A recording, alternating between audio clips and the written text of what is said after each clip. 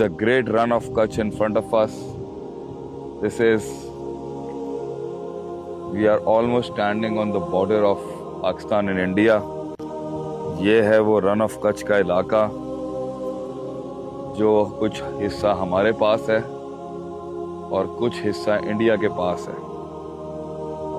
और इसके border line के ऊपर बहुत से ऐसे गांव हैं जहां तक किसी किस्म की कोई इमदाद नहीं है। इस time there is not a single place near these areas जहां पे कोई हेल्प की गई हो, और आज हम उसे एक्सप्लोर करने जा रहे हैं, उसका सर्वे करने जा रहे हैं। I give you all the great run of Kutch ji.